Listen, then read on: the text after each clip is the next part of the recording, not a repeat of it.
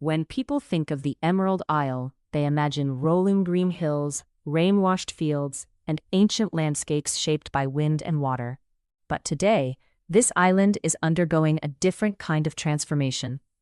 One that is not just visible in nature, but in how it powers its homes and moves its people. This is a story about a place that is turning its natural identity into a modern climate transition. Let's start with electricity. In 2010, this country's power system was dominated by fossil fuels. Nearly 87% of all electricity came from coal, gas, and other fossil sources. Wind supplied only about 10%. Solar power was practically non-existent. Fast forward to 2025, and the picture looks very different. Wind power now provides more than 38% of electricity. Solar has grown from 0 to almost 5%. Coal has nearly disappeared, dropping from over 12% to just 0.5%.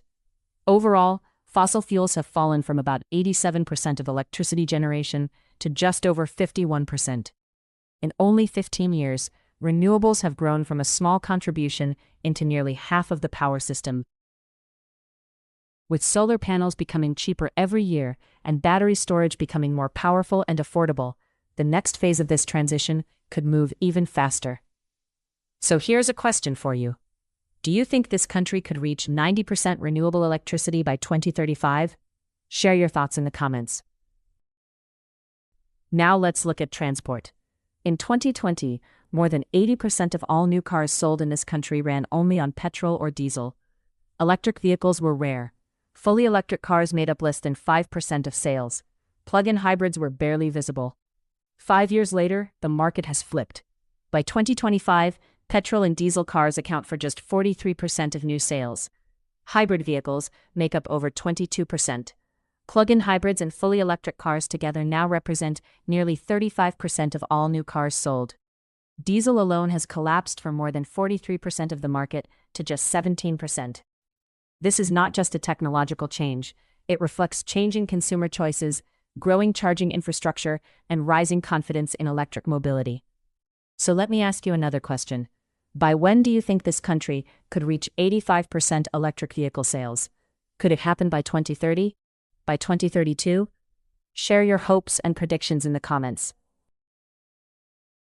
And the country behind this transition is Ireland. The Emerald Isle is not just famous for its green fields anymore. It is becoming greener in how it generates electricity and how it moves people. But Ireland's climate story does not stop with technology. Ireland is also home to one of Europe's most important natural climate assets, peatlands. Globally, peatlands cover only about 3% of the Earth's land surface, yet they store around 30% of the world's soil carbon. In Ireland, peatlands make up an extraordinary 17 to 20% of the entire country. For centuries, many of these bogs were drained and harvested for fuel. That turned them from carbon sinks into carbon sources. Now, that trend is beginning to reverse. Ireland has launched large-scale peatland restoration programs, re-wetting drained bogs, blocking old drainage channels, and allowing native vegetation to return. The goal is to turn damaged landscapes back into living ecosystems that absorb carbon, support biodiversity, and reduce flood risk. Progress is still in its early stages, but the direction has changed, from extraction to restoration. Ireland's transition shows that climate action does not come from one solution alone. It comes from cleaner electricity, from changing how people travel, and from healing landscapes that once powered the past. The Emerald Isle is redefining what it means to be green, not just in color, but in action. Thank you very much for watching. If you have found this update encouraging, please consider subscribing. The more subscribers this channel gets, the more we can reach and encourage those who are suffering from climate anxiety.